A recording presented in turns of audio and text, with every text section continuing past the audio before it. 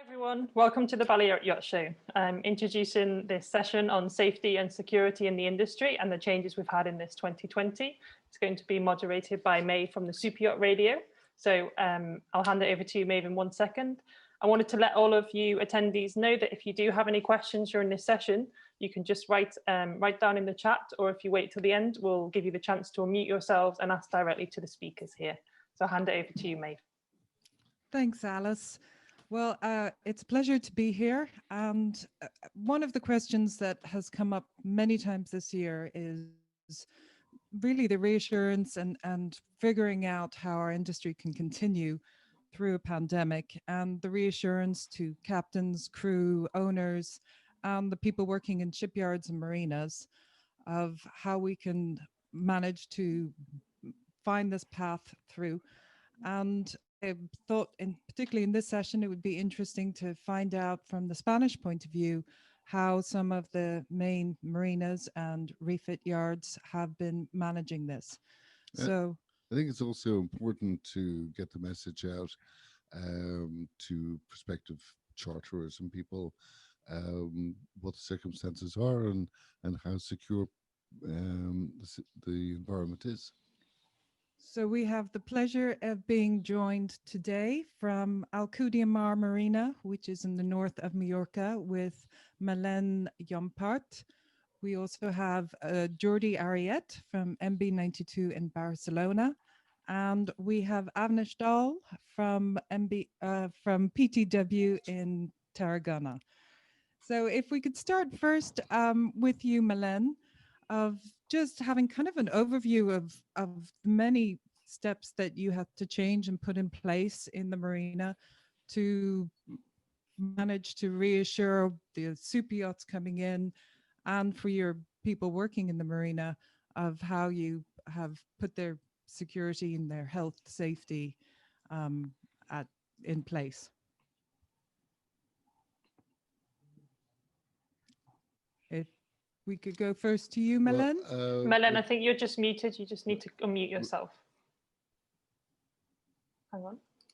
Now it's yes. okay. Can you hear me now? Sorry. Yes, you hear me? Perfect. Perfect. Loud and clear. Perfect. Okay, well, Alcudia is a port in the north of the island, in Mallorca, and we have 745 moorings, from 3 to 30 meters mooring. And well, basically, we want to guarantee the hygiene and security conditions in all the facilities, and that's why all the human team of the port is working to fulfill the sanitary recommendations, especially those referring to cleaning and disinfection, for example. That's why we have adapted the plan, our plan. We have already implemented, taking into account the evaluation of identified risks. The cleaning and disinfection plan indicates what, how, with whom, when, and who does the cleaning of the area. We have it in separate departments, for example, office, toilets and showers customers, CM petrol station, workshop, changing rooms, personal toilets and dry dock, entry control and laundry. And well, our process are a strict control by the cleaning staff and daily control by a registration also.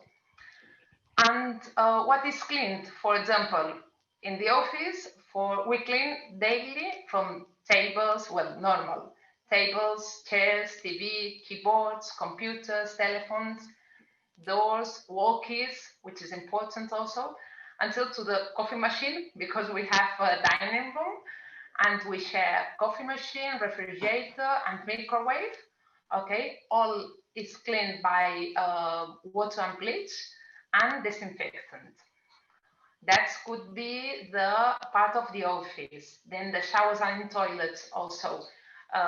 We clean the skins, taps, hydroalcoholic gel, dispensers, well, the baby changing tables, shower heads, toilets, This we disinfect 4 times a day in a high season, and now in low season twice. What else? The machine, for example, the machinery, the laundry, the machinery from the yards, all the company cars, which we share. Also the gas station, the cabins, the pumps, the surface are disinfected by spraying disinfectant. And well, all these services we do to clean and disinfect protocols. Our protocols are for that. So besides the seawater, you disinfect everything.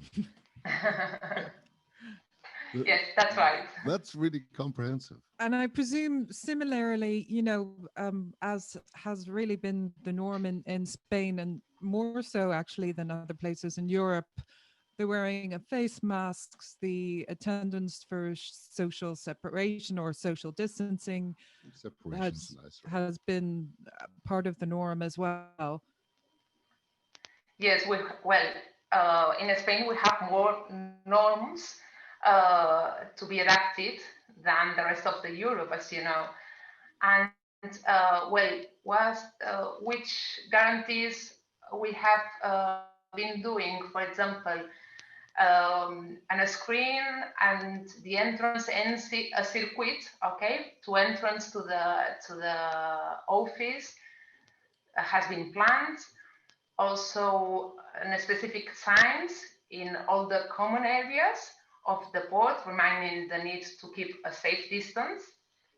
Of course, we encourage communication with port personnel by phone, VHF radio, or email, minimizing personal contact. One thing that is new also is the boat registration processes have been created telematically, allowing, for example, the online check-in.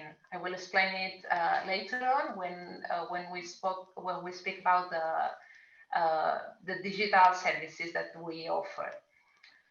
Okay. What else? Sorry. No. Well, I was just because unfortunately I know how quickly it will go. If we could just kind of look at go to you, Avnish, in PTW. Because, right from sort of February, March time, when lockdown first happened, you and your whole team very much changed track and started putting processes in place that have stayed in place over the past couple of months. I mean, at PTW, we're obviously, a smaller outfit as compared to, let's say, Jory's MB92 for sure. So our processes are different.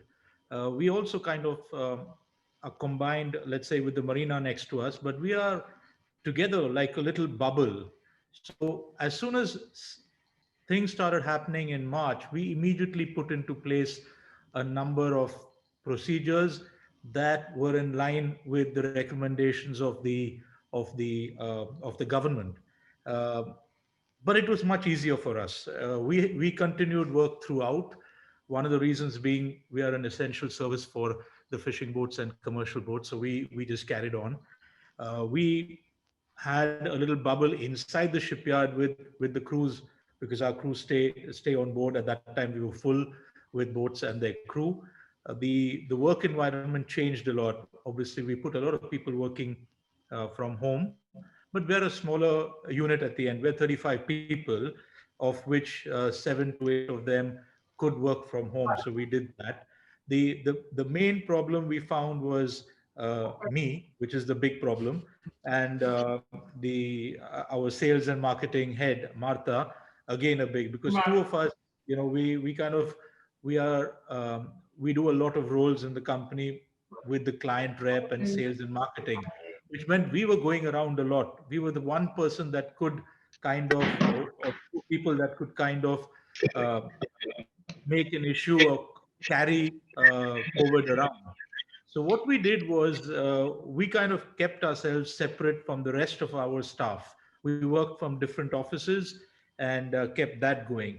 On the other side, with all the staff, we decided to work in a slower way. Let's say on a boat, there would be only one department working at any one time in any particular area, and there would be only two persons working on that particular job, let's say.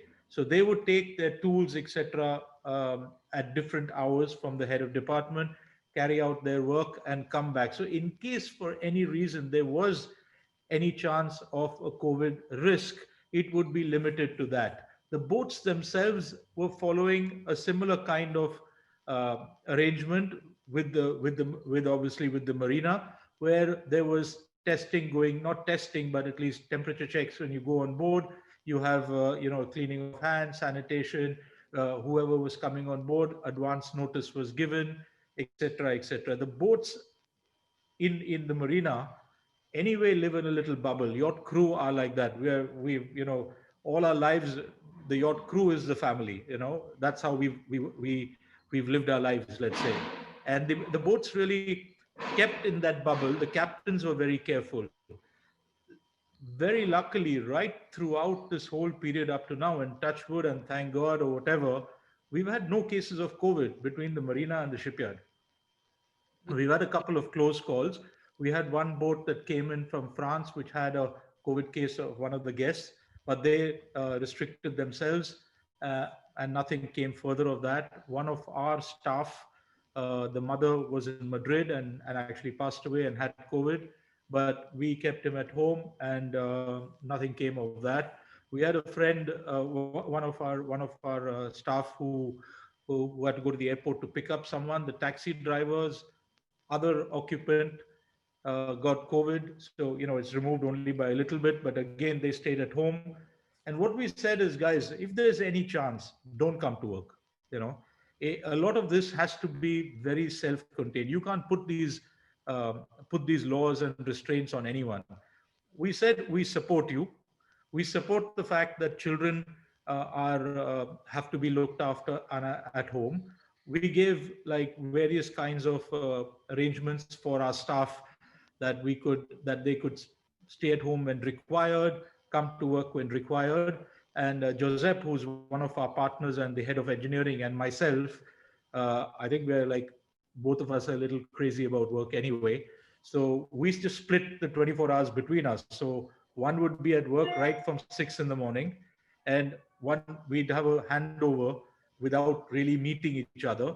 And then the other one would be at work till 8, 9 o'clock in the evening. So when we split the staff into doing work, we were able to kind of make sure there wasn't much cross-contamination, etc. going on. All the rest of the normal stuff happens anyway. You're wearing masks, you have various rules to go on. Recently, we've made it a little bit more stricter. We have a mess area, and we've given designated times for boats to come in, for boat crews. And we've said, guys, if you're coming in, please come in between this time and this time. We have then someone wiping off the tables, and we have, when our staff come again by department, we manage like that. So it's been interesting, but we haven't stopped work really.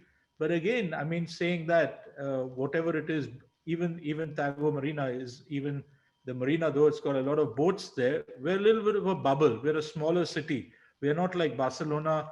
And definitely I can imagine, I'm sure Jordi is going to tell us now. I mean, they have a lot more. We thought really talking to everybody else in the industry, etc. I thought we had it easy. We didn't really, we got used to wearing the masks, and we just got used to the various procedures that had to be put in place. But it wasn't so bad. We just went with the flow. We try to keep things going, and clients were serviced. We didn't stop work. Our purchasing managed somehow. I have no idea how they managed, but they managed to make sure that our supplies didn't dry up. I mean, that's really something that we were worried about. And while work got, I would say, 20% slower during the worst periods, we never stopped work. So boats kept going. And the ones that then had to go out for the season, they left for the season at the time that they managed. So we were lucky in that respect at all, So I don't know if there's anything you want to ask me. Anything well, more if I could just before we kind of circle back, if I could just go to Jordi in MB92 Barcelona. You have a very big operation there, a number of employees, and really in many ways you had to jump through, as everyone did, the many levels of lockdown. And with that, you brought in facilities like similar to the shipyards and the marinas, but you also brought in things like your own testing center. So Jordi, could you tell us how MB92 has sort of managed this year? First of all, thanks for inviting us. Well, MB92 is a specialized refit and repair shipyard in Barcelona. It's providing service to the yachts up to 100 meters length over 25 years, and together with MB92 Ciutat, we are forming MB92 Group. Well, from the very beginning, we understood that we have to focus on the people's health, because if people's healthy, then we can keep with our shipyard operational. So we take advantage of the first confinement to take any precaution or any proactivity or preventive measurements that we are able to establish to ensure that the shipyard was safe for everybody. So obviously we applied what our colleagues were explaining. Obviously we have to apply the safety distance. We have to use mandatory masks. We use different type of masks depending where you're going, of course. Hand washing, sanitation, disinfection of the working areas. We have access control and temperature control with thermographic cameras. We have adapted our shifts and reducing the working groups. We have applied home office policy in whatever people was able to do it. But where we focused more was on the testing center. We thought that the only way to keep the shipyard working was with an early detection system. And then we established inside a medical testing center. So everybody entering the yard is getting tested to ensure that we have a safe environment area. And that's where we have focused ourselves to establish this testing center inside the yard and establish protocols to test everybody that is arriving to the yard. And the people who is habitual in the yard, because you have to consideration that we have more than 800 people entering the yard. Then we do cycles of 2 to 3 weeks to retesting everybody to ensure that we are without COVID. If it's in a case, we do it in early detection so we can isolate him in very early phase. Okay, thank you.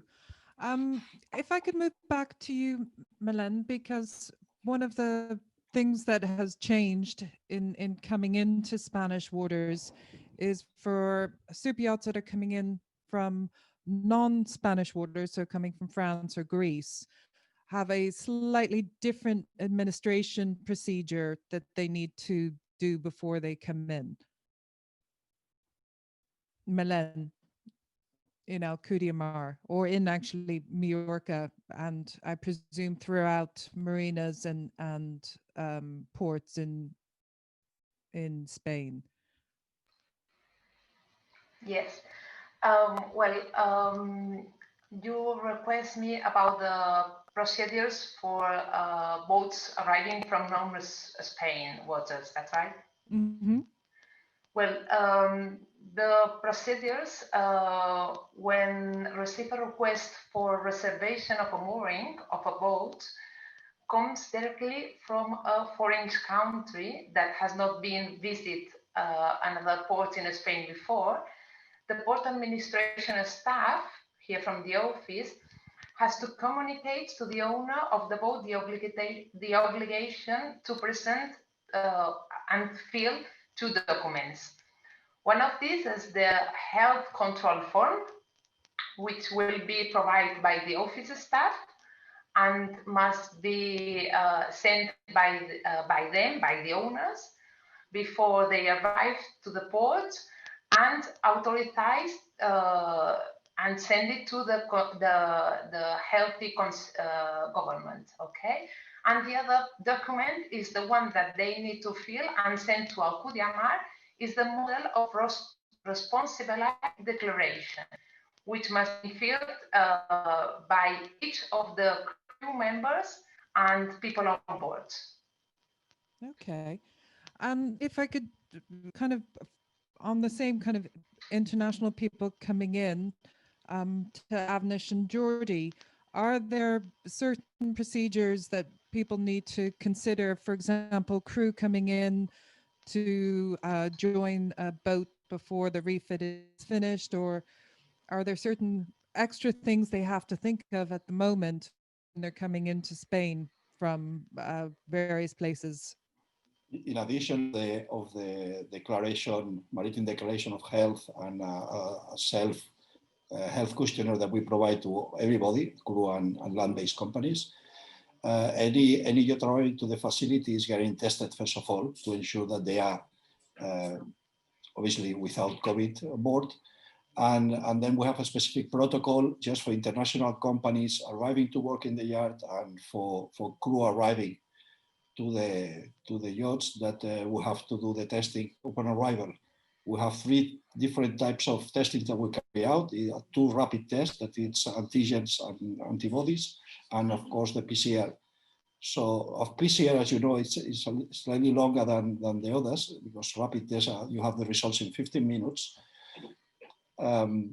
Then we have a protocol that if we do the rapid test, depends on the result, we do one thing or another. So what we try is always to take care that any new arrival from the crew, because they are living together, is as much protected as we can, of course.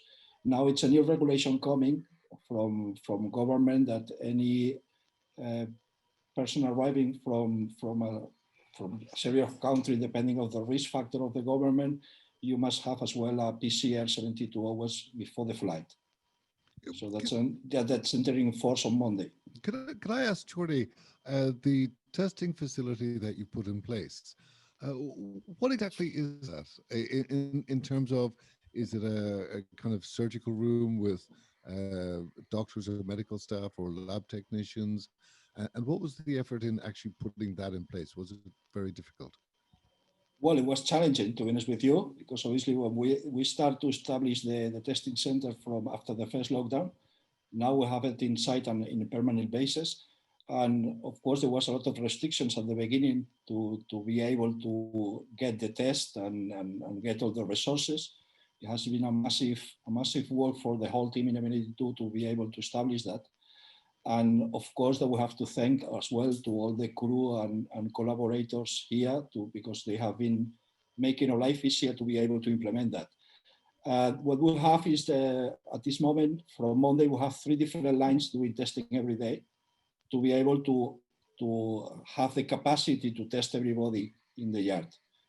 As we are doing 3 tests on arrivals and then 2 tests on the cycles, well, you can imagine the amount of tests that we are doing. At this moment, I think that the last 2 months we did 3,000 tests. Wow. That's a lot. And how many people staff the actual testing facility? How many technicians or? We have at this moment 2 technicians that they are doing testing every day. And on Monday, we'll have a 3rd person as well to have a little more let's say, free room for special cases that they are arriving without advice, or people that has to travel suddenly, etc., etc. So if I could just turn to one of the kind of positive things that I thought in some ways was, Milan, you were telling us about before this, about a new certification, which I akin to what we understand a little bit like the blue flags of beaches. But similarly, there's a new tourist certification for ports and marinas in Spain.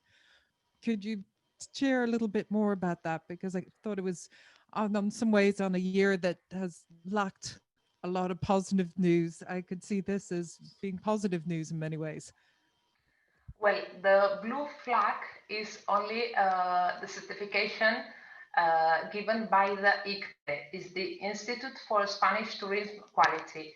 But the one that I would like mention is the one that the ICTE, this institute, which is a private, independent, and no-profit organization, okay, approved in May the creation of a safe tourism certificate with a guarantee and certification of implementation of the health risk prevention system against COVID, okay? And well, the safe tourism certificate seals is intended to guarantee confidence in customers, clients, and national also and international tour operators. And Alcudiamar obtained this certificate the last August after passing an auditory carried out by an independent company. Okay. Okay, so basically, if, you know, for super yachts and yachts coming in, it's sort of like knowing that the beach will be clean and the water will be clear, you know, as a similar kind of concept. COVID friendly. Yes. COVID friendly, so to speak, but just have a little happy face on.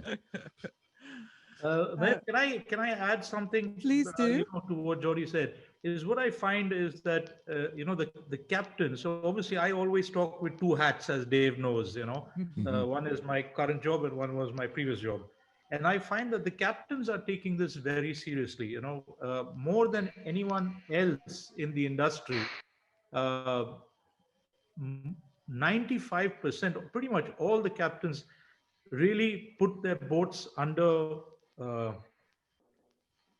bubble, you know, where they can. They are being very restrictive on who they go out, how they go out, where they go out, see, etc. And in fact, you know, yachting crew are notorious for not following any kind of rules, but they are being pushed into this now of having to be very, you know, very kind of restricted in a kind of particular place. What we find in our marina next to us is that the boat crews are not going out at all. They're just staying, you know, in the space of their boat. We are trying to do more interactions with them. All the interactions that are approved by the captains are only those where social distancing can take place. For example, we do like some golf sessions and stuff, because crew at the end are on their own. You can't keep them locked up forever. You know, they don't, it's not physically possible. They need to get out and do something, but they're being responsible. It's really important to understand that when they come in now, crew are really taking this into their own hands, the boats and the crews, and are completely assisting the organizations in making sure that everything is implemented correctly. So if I say that, guys, you can, you know, we're going to have like timings for you all to come in and pick up a coffee, etc. Nobody is saying anything. You know, I was always used to, I mean, I was the worst offender anyway, but, you know, of them saying, you know, why and etc. But now it's like, yeah, it's considered natural, you know, or normal. I don't know if Jordy feels the same way. I mean, when getting tests done is not that simple, you know. Nobody wants to go and get tests. I've had 5 in the last 10 days or last 2 weeks or whatever, and by now my nose is hurting, you know, kind of thing. So it's like, I'm sure Jordy must if I could just say, Avnish, I think that's one of the inherent things I've noticed amongst crew in my many years, is there is this sense of responsibility and also a sense of ethics. And so, you know, it comes as no surprise that they're, you know, being very responsible in their reaction to COVID. And if I could just say, there is a third hat, Avnish, which you omitted, which is your golfing hat. Oh, yeah, that's a good one. But Jordy, have you noticed a similar sort of response from the captains and crew at MB92 as well? Yeah, of course. Without a doubt, they have been. The response to the protocol has been very positive. As Avnish said, they are taking the pandemic very seriously, and they are helping us in all the protocols and assisting to have a safe environment for everybody. It's difficult for everybody because at the end of the day, they are living on board. So you have to understand them as well. What is the situation? And that becomes a little bit later on when we talk about the regulations, how they have been changing over the day by day, in the last minute. So try to keep them informed what's going on was also a spectacular challenge for everybody, so they know what they're able to do or not.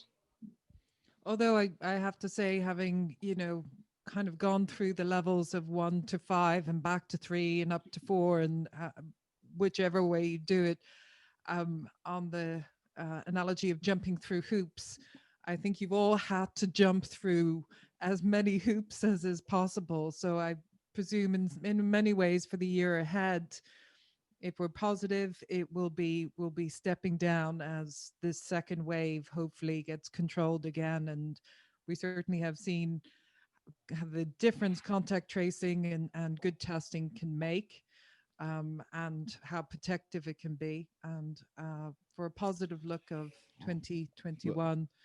At least we have light at the end of the tunnel coming into next year. So yeah, hopefully we'll be pushing this behind us. We unfortunately have run out of time, but I would like to commend you all for the extreme lengths that you've gone to for the safety of your employees, for guests and clients, and for the great work that you're all doing. And thank you for joining us here on Superyacht Radio. And at the Balearic Yacht Show. And at the Balearic Yacht Show. We may have missed Palma this spring, but it's great to have a virtual replacement this autumn. It's my first and only show of the year. So I know, well well done to all the team. Back to you, to Alice, just to round off. But thank you all again. It's been great having you here on the show. Thank you. Thank you, everyone. No, it's a shame we didn't have more time, but I hope this is the first of many. If anyone does have any quick questions, I haven't seen any so far, you can just raise your hand in Zoom, or you can write in the chat and we'll read them out. Now is your opportunity, otherwise we'll be moving on to the next session in a few minutes. I also, just to let you know, in the chat I passed on the virtual stands for all of the speakers here, for Mark Mar, PTW, and for Superyacht Radio, as well as MB92. So we recommend that you go and visit those. And if you have any more questions, you can get in touch with all the speakers there. Thank you so much to Superyacht Radio for moderating this session. Like all of the sessions, it will be recorded and uploaded on our YouTube channel, so you can still go and watch it and share with your friends. So thank you so much. Thank you, one and all. Stay safe. And you're listening to Superyacht Radio. That has been a keynote with Balearic Yacht Show 2020, the first of many, I hope. You're listening to Superyacht Radio. Thank you. Goodbye. Bye. Thank you very much. Thanks, Alice. Bye. Thanks, Alice. Thank you.